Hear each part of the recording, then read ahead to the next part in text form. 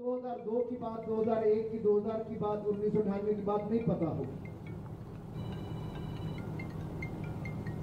उसने तो विकसित गुजरात को देखा है, आगे बढ़ते गुजरात को देखा है। उस समय जो गुजरात में हो जाता था, उससे पार पाने का काम किसने किया? आज गुजरात को 20 साल से ज्यादा समय हो गया।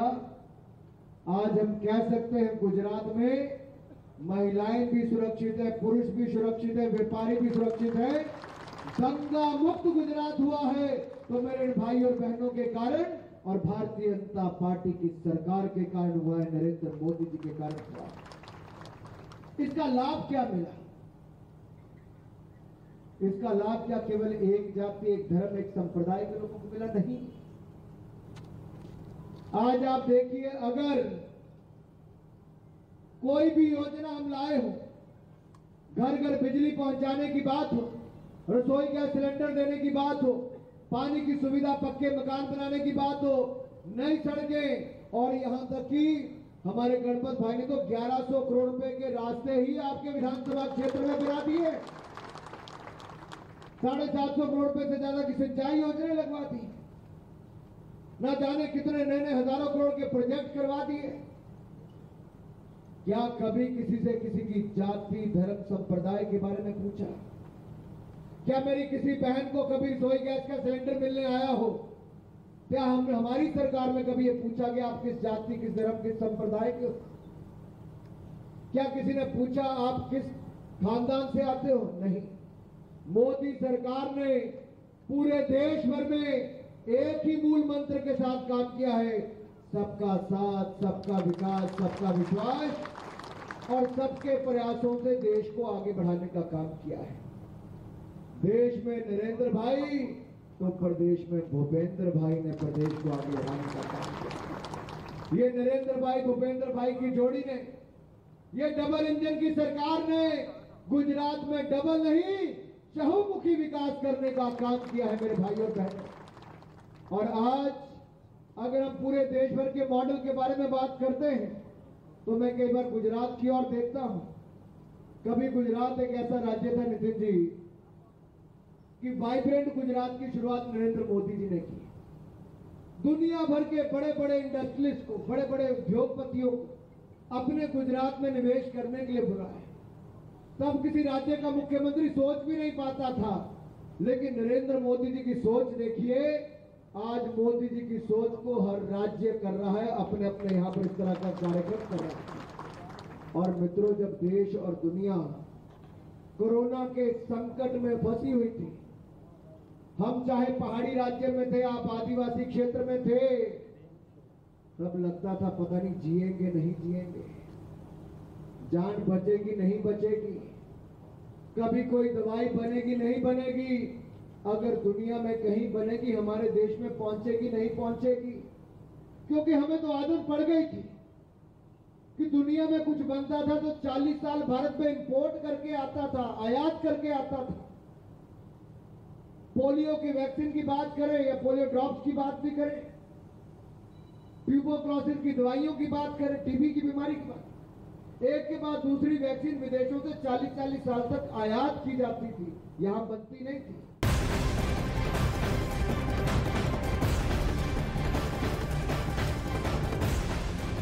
रूस यूक्रेन महायुद्ध के बीच दावा किया गया है कि ईरान ने रूस को हजारों बुलेट प्रूफ और हेलमेट पहुंचाए हैं, बुलेट प्रूफ जैकेट्स पहुंचाई गई है। तो अलग अलग दावे किए जा रहे हैं और ये दावा यूक्रेन के रक्षा मंत्रालय की तरफ से किया गया है। यूक्रेन ने दावा ये किया है कि ईरान ने रूस के सैनिकों के लिए बुलेट प्रूफ जैकेट और हेलमेट भेजे हैं, जिनका इस्तेमाल महायुद्ध के बीच रूस की ओर से किया जा रहा है। इससे पहले भी ईरान ने महायुद्ध में रूस की मदद की थी। ईरान की ओर से रूस को घातक शाहिद 136 ड्रोन भी भेजे गए थे।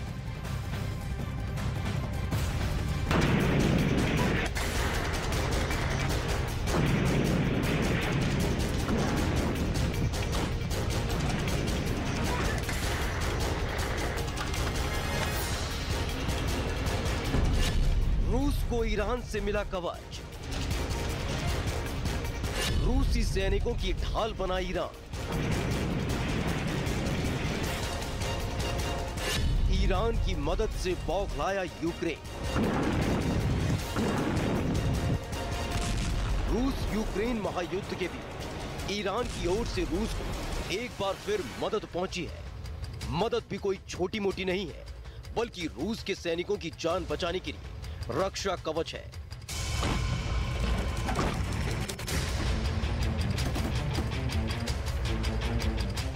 महायुद्ध के बीच यूक्रेन का दावा है कि रूस ने अपने सैनिकों को ईरान में बनी बुलेट प्रूफ जैकेट और हेलमेट की सप्लाई शुरू कर दी है और इस तरह ईरान एक बार फिर रूसी सैनिकों के लिए कवच बनकर खड़ा हो गया है।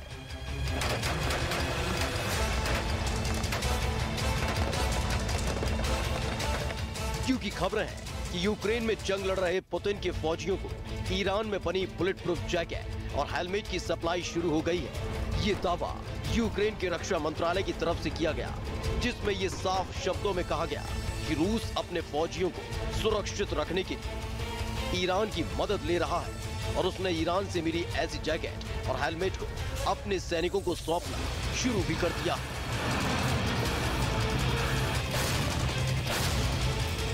जिससे यूक्रेन की सेना के हमले से उनका बाल भी बांका ना हो सके। यूक्रेन के रक्षा मंत्रालय के मुताबिक ईरान की तरफ से रूस को बड़ी मात्रा में बुलेट प्रूफ जैकेट और हेलमेट की सप्लाई होनी है।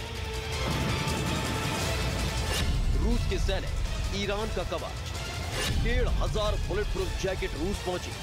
रूस को मिले 1,500 बुलेट प्रूफ हेलमेट। ईरान की ओर से अब तक हजारों जैकेट और हेलमेट रूस को सप्लाई करने का दावा किया गया है, जिसे रूस की तरफ से अपने फौजियों को भेजा जा रहा है। यूक्रेन ने दावा किया है कि ईरान से रूस को अब तक 3,000 हेलमेट और बुलेट प्रूफ जैकेट मिल चुके हैं, जिनमें 1,500 जैकेट है और 1,500 हेलमेट। यूक्रेन के रक्षा मंत्रालय ने यह भी दावा कर दिया कि रूस बुनियादी सैन्य उपकरणों की भारी कमी से जूझ रहा है। इसी वजह से उसे ईरान की मदद लेनी पड़ी है। हालांकि ये कोई पहली बार नहीं जब यूक्रेन ने जंग में ईरान से मदद लेने के लिए रूस को घेरा हो। शाहिद 136 ड्रोन ने मचाई थी तबाही। ईरान ने दिए थे घातक शाहिद 136 ड्रोन।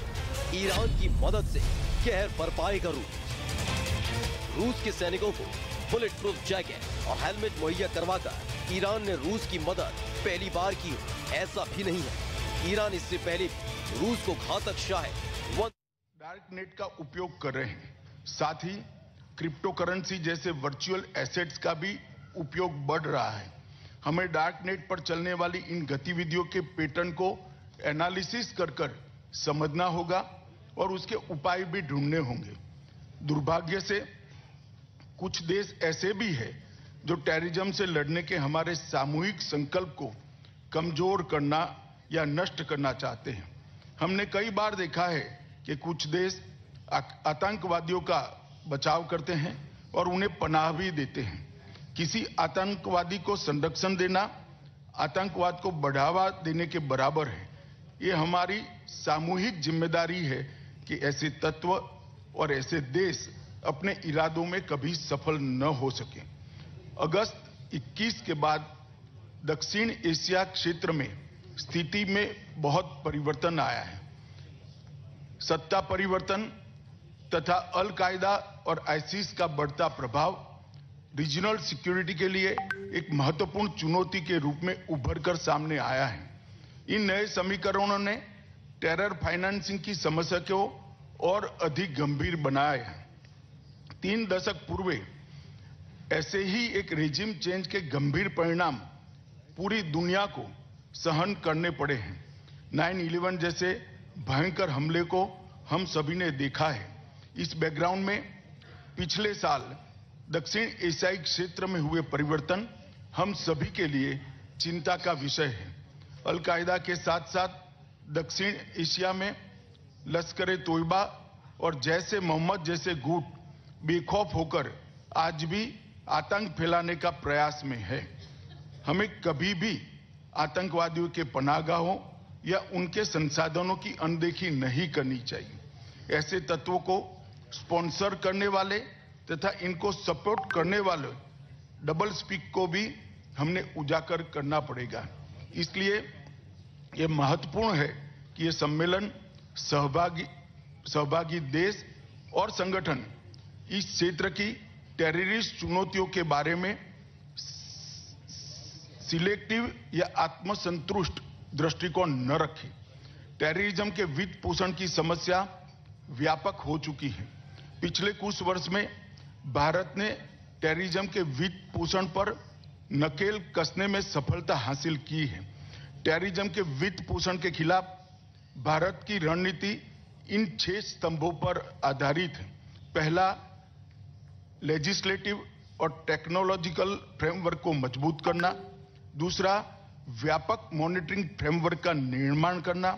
तीसरा, सटीक इंटेलिजेंस साझा करने का तंत्र पुख्ता करना। इन्वेस्टिगेशन एवं पुलिस ऑपरेशन को मजबूत करना। चौथा, संपत्ति की जब्ती का प्रावधान और उसका उपयोग करना।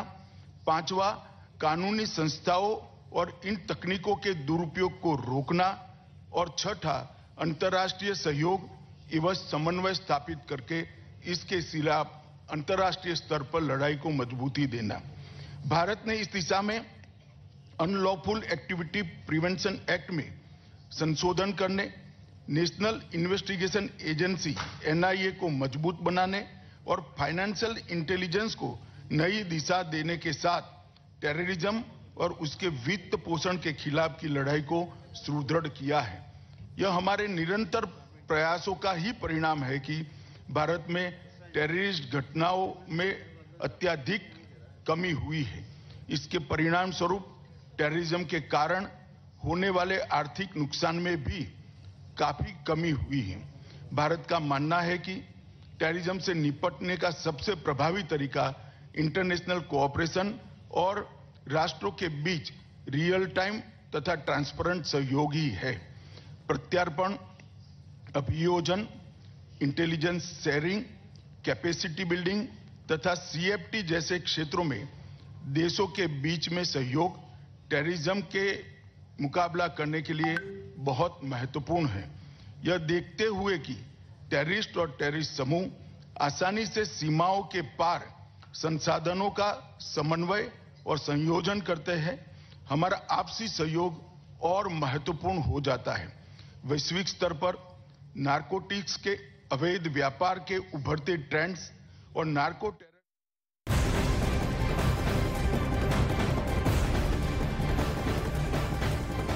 और यूक्रेन के खिलाफ रूस के जबरदस्त हमले लगातार जारी हैं। अब खबर सामने ये आ रही है कि रूस के इन हमलों की वजह से ही यूक्रेन के पावर इंफ्रास्ट्रक्चर को बहुत भारी नुकसान पहुंचा है। यूक्रेन के रक्षा मंत्रालय की तरफ से ये दावा किया गया है और दावा ये किया गया है कि रूस के इन हमलों के चलते 1 करोड़ लोग प्रभावित हुए हैं। तो रूस के हमले से किस तरीके से यूक्रेन के कई पावर स्टेशन तबाह हो रहे हैं, ये लगातार दावा किया जा रहा है। रूस के हमले से तबाही के दावे सामने आ रहे हैं, जिसमें 1 करोड़ लोगों पर बिजली का संकट मंडरा रहा है।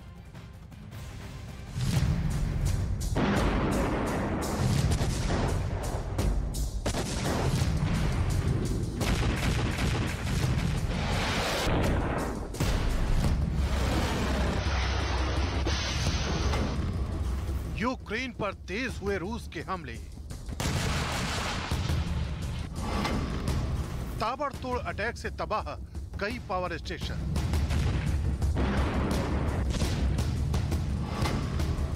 यूक्रेन में 1 करोड़ लोगों पर संकट।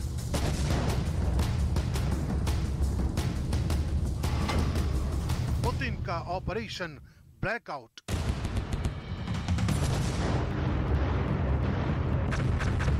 यूक्रेन में चल रही जंग पुतिन के लिए आन बान और शान की जंग है। इस जंग को जीतने के लिए वो किसी भी हद को पार कर जाना चाहते हैं। उनकी सेना यूक्रेन को सबक सिखाने के लिए हर पैंतरे का इस्तेमाल कर रही है।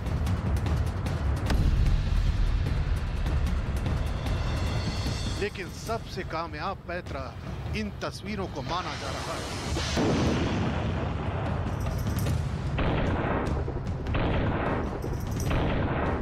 यूक्रेन के रक्षा मंत्रालय की तरफ से जारी किए गए इस वीडियो को पुतिन के ऑपरेशन ब्लैकआउट का नतीजा बताया जा रहा है।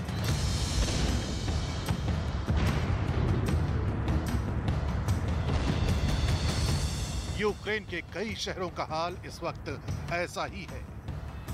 लाखों घर इस वक्त अंधेरे में डूबे हैं। दावा किया जा रहा है कि रूस के मिसाइल हमलों ने यूक्रेन के पावर इंफ्रास्ट्रक्चर को इस कदर नुकसान पहुंचाया है कि यूक्रेन के 1 करोड़ नागरिकों की जिंदगी बिजली की किल्लत का सामना कर रही है। खुद यूक्रेन के राष्ट्रपति व्लादिमीर ज़ेलेंस्की ने पुतिन के ऑपरेशन ब्लैकआउट का जिक्र किया है। मौजूदा वक्त में यूक्रेन के 1 करोड़ से ज्यादा लोग बिजली की किल्लत से जूझ रहे हैं।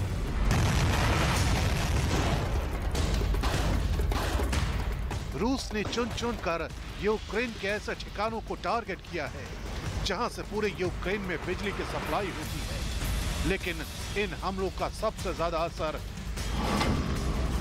ओडेसा, विनित्सिया, सुमी और कीव में दिखाई दे रहा है।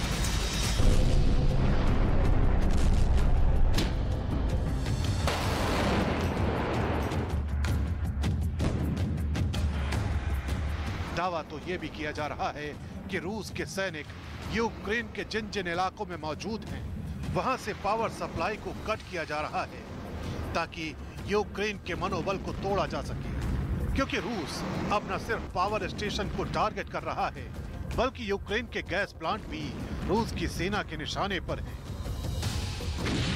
ये तमाम हालात यूक्रेन के लिए इसलिए बड़ी चुनौती बन रहे हैं क्योंकि यूक्रेन में सर्दियों की पहली बर्फबारी भी शुरू हो चुकी है।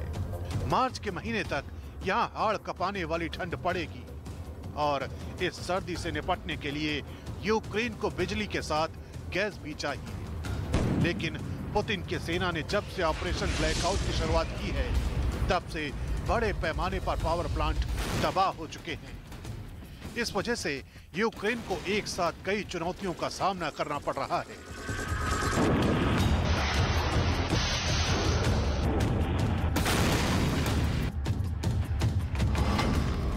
और अगर ये हालात जल्द नहीं सुधरे तो यूक्रेन के करोड़ों लोगों के लिए भीषण सर्दी से निपटना मुश्किल हो जाएगा। यूक्रेन के शहरों की बड़ी आबादी भुखमरी का शिकार हो जाएगी। इतना ही नहीं, पानी के एक एक कतरे के लिए लोगों को जूझना पड़ेगा।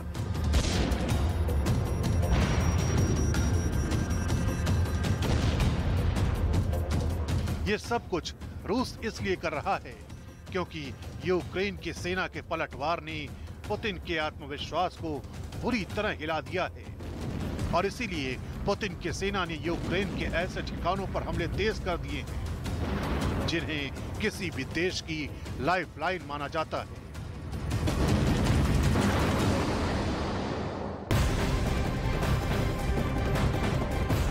और अब पुतिन की सबसे सीक्रेट न्यूक्लियर फाइल की एक ऐसी डिटेल सामने आई है जिसने जेलेंस्की अमेरिका के प्रेसिडेंट बाइडेन को भी डरा दिया है। इस फाइल में पुतिन का न्यूक्लियर अटैक प्लान है। इसमें पुतिन के परमाणु हमले को लेकर 3 सिनेरियो तैयार किए गए हैं।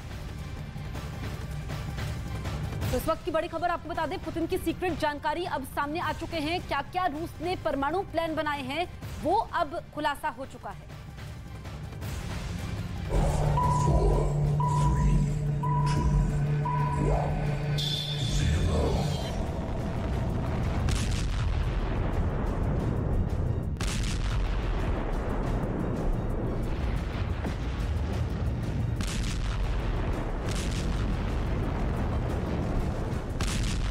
परमाणु युद्ध से दुनिया का हर एक देश खौफ खाता है।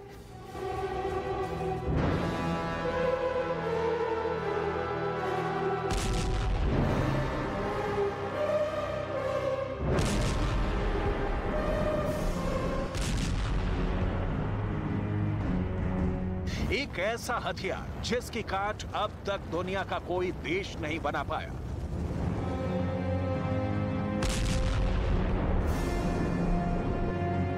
न्यूक्लियर बम का जवाब सिर्फ न्यूक्लियर बम से ही दिया जा सकता है या फिर युद्ध में हार मानकर।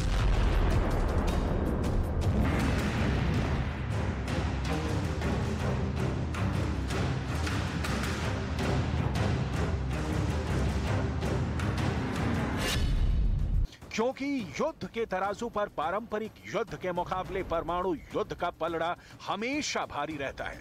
मिसाइल युद्ध भी परमाणु युद्ध के आगे कहीं नहीं ठहरता। बड़ा से बड़ा विध्वंसक बम भी परमाणु बम के सामने बेअसर साबित होता है।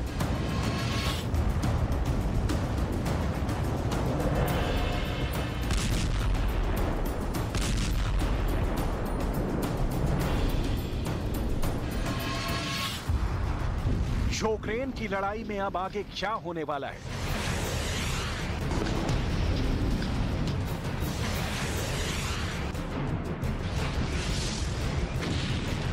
क्या रूस सच में परमाणु युद्ध करने की तैयारी में है?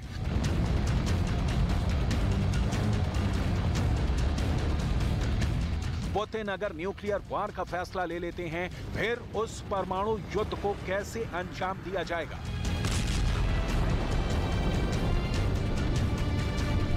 न्यूक्लियर वार कितने स्टेप में पूरा होगा, इसे लेकर एक बहुत ही प्रामाणिक रिसर्च पेपर सामने आया है। दुनिया भर के परमाणु वैज्ञानिक जिस नतीजे पर पहुंचे हैं, उसके मुताबिक अगर रूस परमाणु युद्ध की तरफ आगे बढ़ता है तो उस युद्ध को 3 स्टेप में अंजाम दे सकता है। पहले स्टेप में रूस दुनिया को डराने के लिए परमाणु परीक्षण कर सकता है। दूसरे स्टेप में रूस यूक्रेन के खास हिस्से पर टैक्टिकल न्यूक्लियर बम का इस्तेमाल कर सकता है। इतने में भी यूक्रेन ने अगर हथियार नहीं रखे तो बड़ा परमाणु हमला कर सकता है।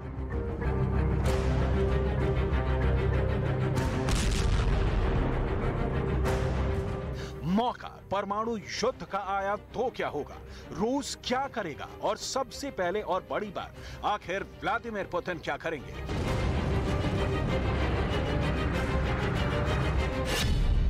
क्या पुतिन न्यूक्लियर अटैक के लिए परमाणु वाला बटन दबाएंगे?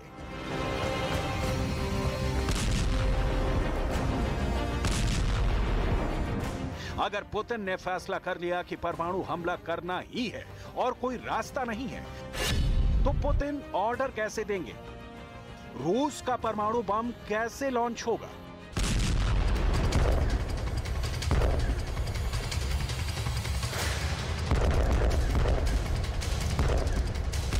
क्या पुतिन अपने खुफिया तहखाने में जाएंगे? क्या इसी अंडरग्राउंड फैसिलिटी से पुतिन रूस की सबसे खतरनाक मिसाइल लॉन्च करने का ऑर्डर देंगे? क्या यहीं से पुतिन अपने मिसाइल पावर को कंट्रोल करेंगे? बिल्कुल भी नहीं। रूस की न्यूक्लियर पावर और राष्ट्रपति व्लादिमीर पुतिन की परमाणु मिस्ट्री और एटमी कमांड सेंटर का रहस्य बहुत गहरा है, और इस रहस्य को समझने के लिए ये रिपोर्ट बहुत गौर से देखिएगा। इस एक्सक्लूसिव रिपोर्ट का एक एक सेकंड बताएगा कि रूस की परमाणु पावर पुतिन के ऑर्डर से लेकर लॉन्चिंग पैड तक कैसे पहुंचती है, और कैसे दागा जाएगा पुतिन का सबसे खतरनाक परमाणु बम। पुतिन ना तो किसी को फोन करेंगे, ना पुतिन किसी को ऑर्डर देंगे। व्लादिमीर पुतिन बस एक सीक्रेट बटन दबाएंगे। और सबसे बड़ी बात यह कि ऐसा बटन पुतिन की टेबल पर नहीं है, ऐसा बटन किसी कमांड सेंटर में नहीं है। यह बटन है पुतिन के बहुत ही सीक्रेट लेकिन पावरफुल ब्रीफकेस में। आज तक को पछाड़ न्यूज 18 इंडिया बना भारत का नंबर 1 न्यूज चैनल। देखते रहिए न्यूज 18 इंडिया। उत्पादन शुरू किया जाए, इसीलिए इस बार की डील में वो दक्षिण कोरिया की कंपनियों के सामने ये शर्त रख सकते हैं। मोहम्मद बिन सलमान का दक्षिण कोरिया जाना पहले से तय था। 2019 के बाद पहली बार सऊदी अरब का कोई बड़ा नेता दक्षिण कोरिया जा रहा है, लेकिन सबसे अहम है उनके दौरे की टाइमिंग। उनके जाने से ठीक पहले अमेरिका का तेल के मुद्दे पर आंख दिखाना दक्षिण कोरिया का फायदा करा सकता है। ईरान के हमले की आशंका को सऊदी अरब बेहद गंभीरता से ले रहा है। वहां तेल की कंपनियों के और सेना के कई ऐसे ठिकाने हैं जिन पर बड़ा खतरा है। अगर दक्षिण कोरिया से डील हो भी जाती है तो उन्हें डिफेंस सिस्टम मिलने में कई महीने लग सकते हैं। मतलब ये कि सऊदी अरब की ये डील फौरन उसके काम आने वाली नहीं है, लेकिन रक्षा के मामले में आत्मनिर्भर बनने की दिशा में ये सऊदी अरब का बड़ा कदम साबित हो सकता है। इस बीच रूस की सेना ने एक वीडियो जारी किया जिसमें उसके जवान घातक हथियारों से जंग की ट्रेनिंग लेते दिखे। बताया गया कि इन नए जवानों को ट्रेनिंग देने के बाद जंग के मैदान में उतारा जाएगा, जहां वो जेलेंस्की की सेना से सीधे मुकाबला करेंगे। सैनिकों की ट्रेनिंग का जो वीडियो सामने आया उसमें कई जवान ग्रेनेड लॉन्चर से दुश्मन पर कहर बरपाने का अभ्यास करते नजर आए। रूस के सैनिकों ने अलग अलग तरह के ग्रेनेड लॉन्चर से हमले की ट्रेनिंग ली। यही नहीं, उन्होंने कई तरह की आधुनिक राइफलों के जरिए भी दुश्मन को घेर कर ढेर करने का अभ्यास किया। पुतिन के जवान दिए गए टारगेट पर गोलियां बरसाते नजर आए। बताया गया कि रूसी सैनिकों को जंग के अलग अलग हालात बनाकर उनसे निपटने की ट्रेनिंग दी गई। उधर खबर है कि G20 शिखर सम्मेलन में चीन और अमेरिका के बीच हुई बातचीत से किम आग बबूला हो गए। दावा है कि वहां बाइडेन ने शी जिनपिंग से कोरिया के हथियारों की टेस्टिंग रोकने में मदद की अपील की थी। खबर है कि इससे नाराज किम जोंग उन ने 3 दिन बाद ही बैलिस्टिक मिसाइल की टेस्टिंग की, जिसका मकसद यह दिखाना था कि उत्तर कोरिया अमेरिका और चीन से डरने वाला नहीं है। दक्षिण कोरिया का दावा है कि किम जोंग उन ने उसकी सीमा के करीब समंदर में बैलिस्टिक मिसाइल दागी। असल में दक्षिण कोरिया ने किम के हथियारों के परीक्षण को रोकने के लिए अमेरिका से मदद मांगी थी, जिसके बाद जो बाइडेन ने चीन से सीधे दखल देने को कहा था। लेकिन खबर है कि इसी बात से नाराज किम जोंग उन ने बैलिस्टिक मिसाइल दागकर अपने इरादे साफ कर दिए। बताया गया कि उत्तर कोरिया ने कुछ दिनों पहले भी ऐसी ही एक बैलिस्टिक मिसाइल का परीक्षण किया था। दक्षिण कोरिया का आरोप है कि किम परमाणु परीक्षण की तैयारी में है। बताया जा रहा है कि कई तरह की मिसाइलों के टेस्ट के बाद वो परमाणु परीक्षण करना चाहते हैं। खबर है कि उन्होंने 2 ऐसी क्रूज मिसाइलों का भी टेस्ट किया है जिनमें परमाणु हथियार लोड किए जा सकते हैं। इधर तुर्की ने कुर्द लड़ाकों के ठिकानों की तबाही से जुड़ा एक वीडियो जारी किया, जिसमें उनके खतरनाक हथियार नजर आए। तुर्की लगातार कुर्द लड़ाकों के सफाई में जुटा है और उन्हें केवल तुर्की ही नहीं, तुर्की के आसपास के देशों में भी मार रहा है। यही नहीं, उन्हें मारने के बाद वो सबूत भी दिखाता है, क्योंकि तुर्की दुनिया को बताना चाहता है कि वो जिन्हें आतंकी कहता है उनका खात्मा करने के लिए वो किसी भी देश में घुस सकता है। तुर्की एक बार फिर उत्तरी इराक में घुसा, जहां उसने क्लॉ लॉक ऑपरेशन के तहत कुर्द लड़ाकों के कई ठिकानों को उड़ाया। ये वो ऑपरेशन है जिसे वो तुर्की के पड़ोसी देश में कुर्द लड़ाकों के सफाई के लिए चला रहा है, और इसी के तहत उसने उत्तरी इराक में बमबारी की। यही नहीं, हवाई हमले के बाद उसने वीडियो जारी किया जिसमें वो हथियार नजर आए जिन्हें कुर्द लड़ाकों के ठिकानों से जब्त किया गया था। तुर्की ने दावा किया कि इन हथियारों में एंटी टैंक मिसाइल और रॉकेट लॉन्चर भी शामिल हैं। यानी तुर्की की दुश्मन कही जाने वाली कुर्दिस्तान वर्कर्स पार्टी के पास भी खतरनाक हथियार हैं, और इसीलिए तुर्की उसके लड़ाकों को जल्द से जल्द खत्म कर देना चाहता है। इस बीच यूक्रेन के मीडिया ने दावा किया कि क्राइमिया के जनकोई शहर में एक बार फिर बड़े धमाके हुए, जिसके बाद माना जा रहा है कि जनकोई एक बार फिर हमले का शिकार हो गया। 2014 से ही रूस का वहां कब्जा है और वहां उसके कई मिलिट्री बेस होने का दावा किया जाता है, और कहा जा रहा है कि उन्हीं में किसी एक मिलिट्री बेस को निशाना बनाया गया। दावा है कि धमाकों की वजह से मिलिट्री बेस को काफी नुकसान पहुंचा, जिसके बाद वहां के एयर डिफेंस सिस्टम को एक्टिव कर दिया गया, और एयर डिफेंस सिस्टम की तैनाती के बाद माना जा रहा है कि जनकोई पर मिसाइलों से हमला किया गया। हालांकि रूस ऐसा नहीं मान रहा है, उसने मिलिट्री बेस पर हुए धमाकों की वजह नहीं बताई, लेकिन माना जा रहा है ये धमाके यूक्रेन की मिसाइलों की वजह से ही हुए, क्योंकि जनकोई क्राइमिया का अहम शहर है। वहां रूस ने अपने हथियारों के कई डिपो बना रखे हैं। इसके साथ ही उसे क्राइमिया का ट्रांसपोर्ट हब भी कहा जाता है, और माना जा रहा है कि इसी वजह से बार बार इस शहर पर हमला बोला जा रहा है। सितंबर के महीने में भी जनकोई में एक मिलिट्री बेस पर वार किया गया था, तब भी रूस को बड़ा नुकसान होने का दावा किया गया था, और उस वक्त भी रूस ने उस हमले के पीछे यूक्रेन का हाथ होने से इनकार कर दिया था, जबकि उसके एक मिलिट्री बेस को ही उड़ा दिया गया था। लेकिन रूस ने यूक्रेन का नाम नहीं लिया था। माना जा रहा है कि रूस ये नहीं चाहता कि इस बात पर मोहर लग जाए कि यूक्रेन की पहुंच क्राइमिया तक हो गई है, यानी वो क्राइमिया के किसी भी शहर पर वार कर सकता है, क्योंकि अगर ऐसा हो गया तो फिर पुतिन को जग हसाई से कोई बचा नहीं पाएगा। ये चर्चा आम हो जाएगी कि यूक्रेन जीतने चले पुतिन के हाथ से क्राइमिया भी फिसल गया। माना जा रहा है कि इसी वजह से रूस वहां के शहरों पर हमले की बात पर चुप्पी साध लेता है। इधर रूस की धमकी के बाद यूक्रेन का पड़ोसी और नेटो का सदस्य देश नॉर्वे अपनी हवाई ताकत बढ़ाने में जुट गया। पश्चिमी मीडिया ने दावा किया कि नॉर्वे ने F-35 फाइटर जेट को घातक मिसाइल से लैस करने के लिए अमेरिका के साथ बड़ी मिलिट्री डील कर ली, ताकि अगर रूस हमला करे तो वो F-35 फाइटर जेट की मदद से उस पर मिसाइलों की बरसात कर सके, जिसके लिए वो अपने F-35 के बेड़े को दुनिया की सबसे खतरनाक माने जाने वाली अमेरिका की AMRAAM यानी advanced medium range air to air missile से लैस करेगा, जिसे एक बार फाइटर जेट से दाग दिया जाए तो फिर यह टारगेट को तबाह करके ही दम लेती है, क्योंकि इस मिसाइल का अपना रडार सिस्टम होता है, जिसकी मदद से ये लॉन्च होने के बाद खुद ही अपने शिकार को ढूंढ लेती है। और नॉर्वे ने इस मिसाइल को खरीदने के लिए अमेरिका के साथ $50 करोड़ यानी भारतीय रुपयों में 4000 करोड़ से।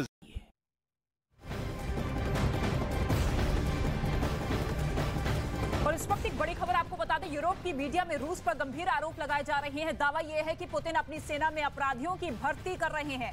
फौज में ऐसे कैदियों की भर्ती की जा रही है जिन पर गंभीर केस है। दावा तो यहां तक किया जा रहा है कि फौज में उन कैदियों को शामिल किया जा रहा है जो जेल में हत्या, बलात्कार और नरशणी होने की सजा काट रहे हैं। तो पुतिन 35,000 कैदी अब भर्ती करेंगे। आज तक को पछाड़, न्यूज़ 18 इंडिया बना भारत का नंबर 1 न्यूज चैनल। देखते रहिए न्यूज़ 18 इंडिया। ऐसे में नॉर्वे भी रूस की धमकी को हल्के में लेता नहीं दिख रहा और उसने हमलों से निपटने के लिए कमर कस ली। इस बीच तुर्की के राष्ट्रपति एर्दोआन ने वो बयान दे दिया जिससे पूरी दुनिया पर मंडरा रहा परमाणु युद्ध का खतरा टलने की उम्मीद जग गई। उन्होंने दावा किया कि रूस और अमेरिका परमाणु हथियारों का इस्तेमाल नहीं करने पर राजी हो गए हैं। जबकि अब तक आशंका जताई जा रही थी कि यूक्रेन जंग में कई मोर्चों पर रूसी सेना की हार से बौखलाए पुतिन किसी भी वक्त परमाणु बम का बटन दबा सकते हैं, जिसका सीधा मतलब होता तीसरा विश्व युद्ध, क्योंकि अमेरिका और पश्चिमी देश भी रूस के परमाणु बम का जवाब परमाणु बम से देते और अगर ऐसा होता तो पूरी दुनिया में तबाही मच जाती। माना जा रहा है इसी तबाही को रोकने के लिए पिछले दिनों तुर्की की राजधानी अंकारा में दोनों देशों की खुफिया एजेंसियों के प्रमुखों की बैठक हुई थी। और इसी बैठक का हवाला देते हुए तुर्की के राष्ट्रपति ने दावा किया कि फिलहाल दोनों देशों के बीच परमाणु जंग टालने पर सहमति बन गई और उन्होंने रूस और अमेरिका से बातचीत का सिलसिला जारी रखने की अपील की ताकि भविष्य